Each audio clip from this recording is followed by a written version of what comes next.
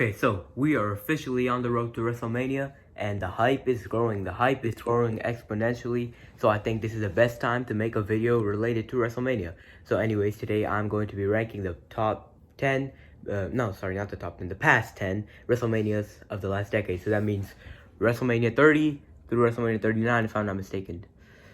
Yeah, okay, so 30 through 39, we're going to be ranking all of them from 10 to 1, worst to best. Anyways, let's get started. Alright, so at number 10, we have what could have been maybe one of the greatest WrestleManias of all time, but was ruined by coronavirus, COVID, which was WrestleMania 36. Alright, so number 10, I'm going to have to go ahead put WrestleMania 36 due to the circumstances around it, alright?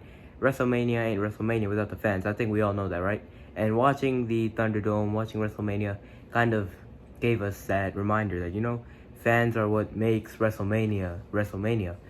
But honestly, 2020 Royal Rumble, that was one of the greatest Royal Rumbles of all time. So with all of that leading into this 2020 WrestleMania 36, this could have been one of the best of all time, really. If you look at the match card and what they could have done with fans in attendance and stuff, this could have been one of the better WrestleManias. So therefore, I'm not going to hold anything against it. This was just unfortunate. And due to that fact, I'm going to have to go ahead and put it at number 10. Alright, at number 9, we got WrestleMania 34. And before I say anything about this WrestleMania, I'm going to go ahead and let y'all know. Between number 9 and number 4, I switched them about 20 times. I have about 20 different lists, which are between number 9 and number 4. There's going to be a lot of different WrestleManias being put there. You could shuffle around number 9 with number 7, number 7 with number 4, number 6 with number 5, whatever, right? But this is the list that I've chose. It's the list that I've finalized, and I'm still having second thoughts, but you know what? We're going to set it down. WrestleMania 34 had one of the greatest stages of all time. I mean, that lighting, that crown, whatever that thingy was, that was amazing, first of all. Second of all, the colors on the entrances, the light up, all that stuff, it was amazing, awesome, but overall, the WrestleMania card was not very good. It started off pretty well, right? We had the... who do we have? Rollins, Balor, Miz in that Intercontinental title triple threat. Amazing. First of all, Seth Rollins' entrance was goated. I mean, that whole blue ice monster thingy coming out of the thing, like that, right? The Titantron. So that was awesome, first of all. But yeah, so honestly, we had a few matches that were good. Few matches, I mean, memorable a little bit, I guess. But more than anything, this was a little bit mid. So our main event, first of all, Roman Reigns versus Brock Lesnar. It was boring. The WrestleMania 31 that they had was amazing. This one was just boring, plain boring. And we couldn't even have a cash in here. And honestly, this match was just, there was no right winner here. It was at the time to get Brock rid of the title, and people did not want to see Big Dog Roman Reigns as champion. So they had themselves in a tough position. Should have given this main event to like Braun Strowman. Someone speaking of Braun Strowman, he's teaming up with a 10-year-old kid to win the tag team championships. I mean, come on, what kind of joke is that? So that's another bad thing about this WrestleMania. And the worst thing about this WrestleMania, the only thing that people will remember is Undertaker versus John Cena, the greatest dream match in WWE history. It happened 10 years too late. It should have happened in 2008, should have happened in like 2007, something like that. But instead, we have it in 2018 when it's absolutely, both guys are out of their prime. And they gave us 5 minutes, not even 5 in fact. It was like 2 minutes. They gave us 2 minutes to see John Cena get destroyed by The Undertaker. And the thing about this, it wasn't even a good match. Look, this was about the difference that Undertaker's foot was from John Cena's face, and John Cena's falling. Like, he did not even get hit, clearly. But, I'm gonna be honest, this match should have just not happened. For anyone who grew up being a big fan of The Undertaker and John Cena, it was a big slap in the face. And then the AJ Styles and Shinsuke Nakamura match, I mean, it had all the hype in the world, didn't live up to it. It was bad. Overall, just a waste of a Royal Rumble winner, and not a good match like we all thought it would be. So that's another disappointment and downside of this WrestleMania here. Moving on to number 8. At number 8, we got WrestleMania 33. So yeah, it's a little bit controversial one, but as I said, I've switched these around a lot. WrestleMania 33 was one of those last-minute changes that I had. I moved it down a little bit to number 8. But anyways, it had one of the, in fact, maybe the greatest stage of all time. Debating between 34 and 33, man. The stages were awesome. The ramp and everything was great. The atmosphere overall, the memorable thing about this, and the only thing I really do remember about this WrestleMania is the Hardy Boys return. And then the only like pretty good match I remember was the unsanctioned match, Triple H versus Seth Rollins. It did run on for a little bit too long, but hey, it's alright. It was a pretty good match though. Other than that, what really happened here? I mean, so John Cena is being in a tag match. Alright, I mean, I would have rather seen him and Randy Orton face off for the world title finally get that John Cena versus Randy Orton main event, and then Bray Wyatt, Randy Orton can go ahead after the SummerSlam, give Bray Wyatt a better title reign than he got.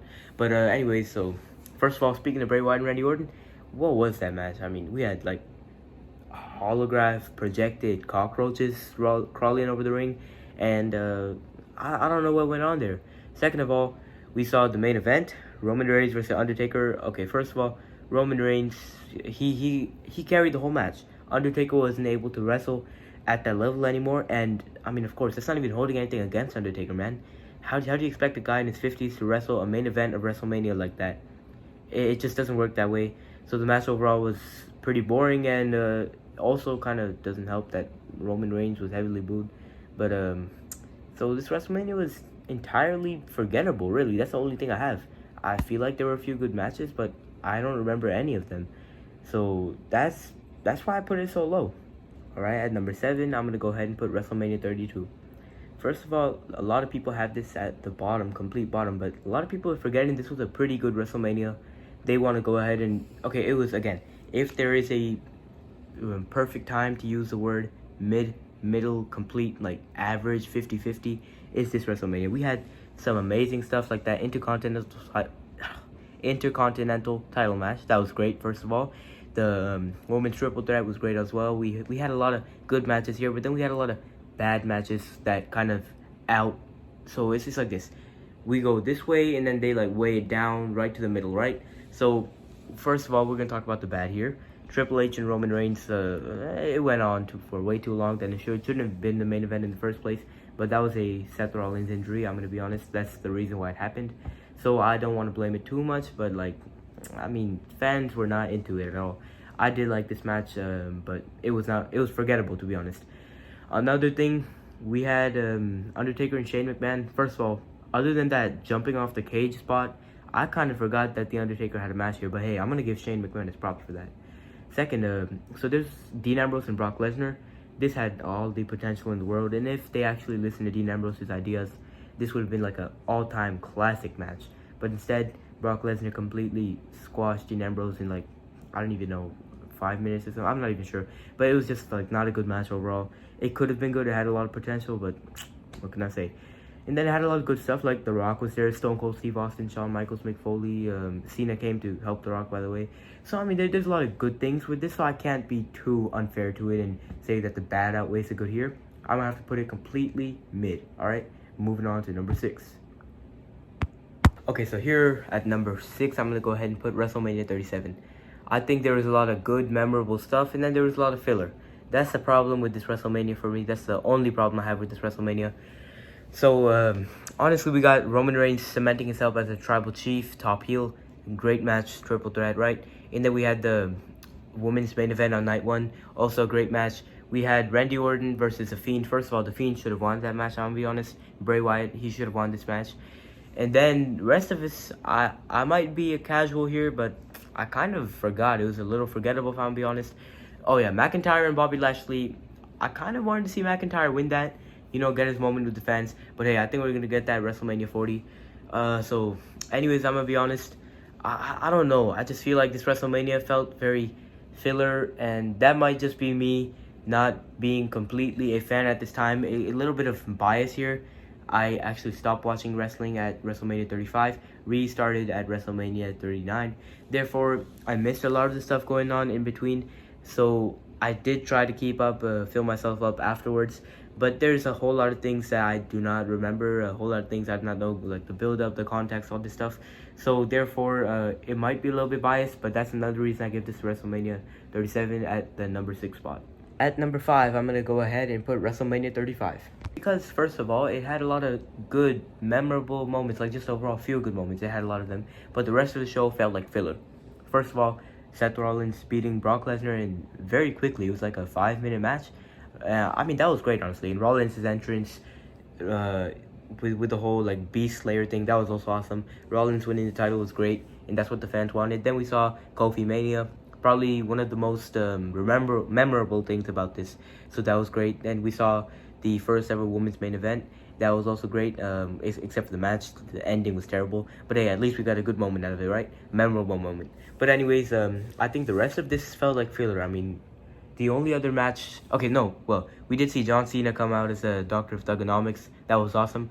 Undertaker wasn't there, so that's a downside, but hey, it's alright. Roman Reigns versus McIntyre, we had that too. Forgettable, to be honest, but first win for Roman Reigns after his leukemia, so that was a feel-good moment. Then we also got that Triple H and Batista match, which was also a pretty good match, but then there's like a lot of wrestling stuff on the card I can't even name you because it was forgettable.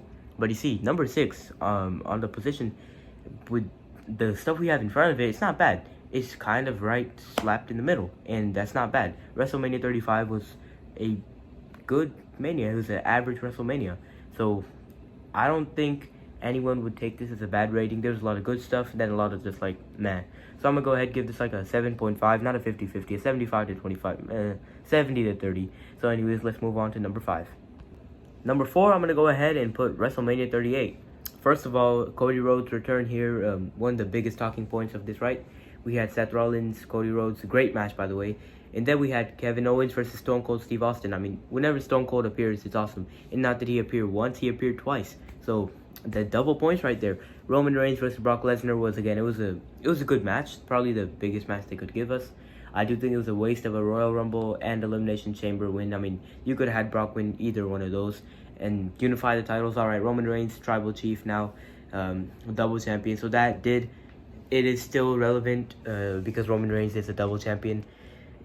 It was, I would say it's better than mid, but there was a lot of things that could have been better here.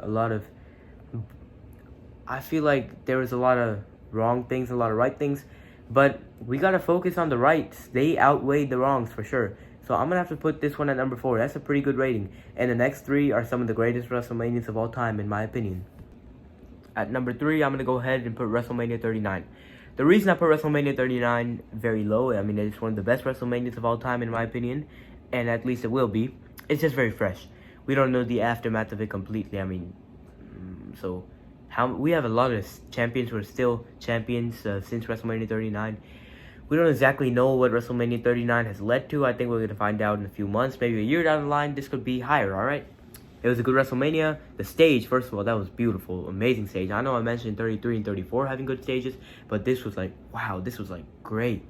So first of all, I did forget to mention that, but 39 had an awesome stage. And so did WrestleMania 30 and 31 and 32. And every single WrestleMania had an amazing stage. But 39 and 33 and 34 had the best ones. Anyways, I'm getting sidetracked here, but first of all, matches were nice. The tag team things, there was a lot of matches, a lot to process here.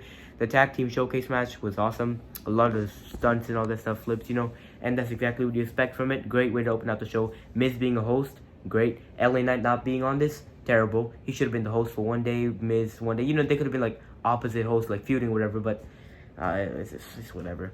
And then anyways, we got Rey Mysterio versus Dom, amazing. We got the Flair versus Ripley, amazing. One of the matches of the year, potential candidates.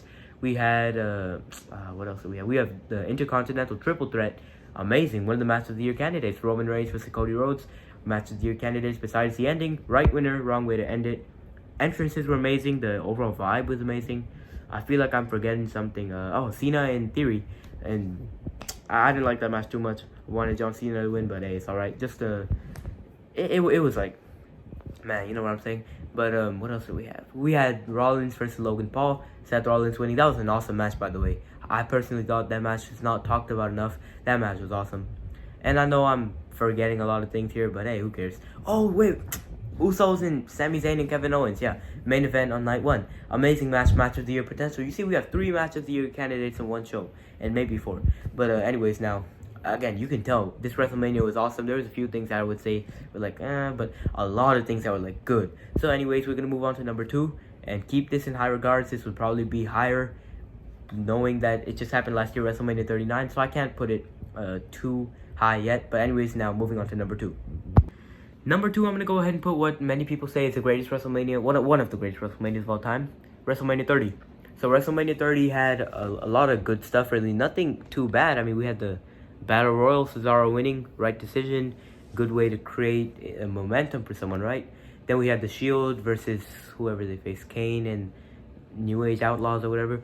So yeah, again, good way to make the Shield go over. And little did we know that the Shield would be dominating the wrestling business like 10 years later, and even in fact you could go ahead and say 2015, 2016, they were already all like superstars in their own right. And then we had John Cena versus Bray Wyatt. Good match, wrong winner.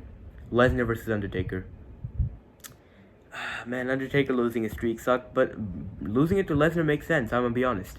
I don't know, man. Undertaker should have not lost his streak, maybe, and maybe Lesnar wasn't the guy who should have done it. He didn't need it. He still would have squashed Cena. He still would have been the WWE champion, but this definitely did help him. It was believable. The referee should have counted much slower. I don't know what he was doing. Like 1, 2, 3. Like, come on, man. You gotta go fast. It's slower. I mean, it's such a big moment here. You gotta go 1, 2, and then have a big pause, and then 3. You know, but it's all right. I just don't think Lesnar should have been the guy to break the streak. I'm not completely hating on the fact that he did, because I think it makes sense. So we're gonna leave it at that. Then we had the main event, right? We had Triple H and Daniel Bryan first. Good match, by the way, and then the main event. If Daniel Bryan lost, he wouldn't be there. But he won the match against Triple H, got to the main event versus Randy Orton and Batista and Daniel Bryan. Fans kind of almost ruined this, but hey, at least we got Daniel Bryan winning the main event. That was, I think, one thing about this WrestleMania, the stage was awesome, first of all. Second, it kind of shifted to the future of that. Randy Orton, John Cena, and all of that.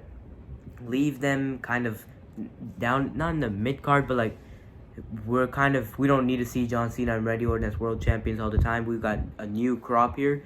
And speaking of a new generation being there for WWE, we gotta go to number 1, WrestleMania 31. You see, we were talking about the new crop of wrestlers replacing John Cena and Randy Orton. So WrestleMania 31 kind of cemented that replacement, completely. Like, we got new people now who can be main eventers and all. So again, that's a good thing about this WrestleMania. It had a great stage, first of all. The fact that everything was in the morning, I liked. WrestleMania just looks better in the morning, in my opinion. Besides Undertaker in the morning, that was weird.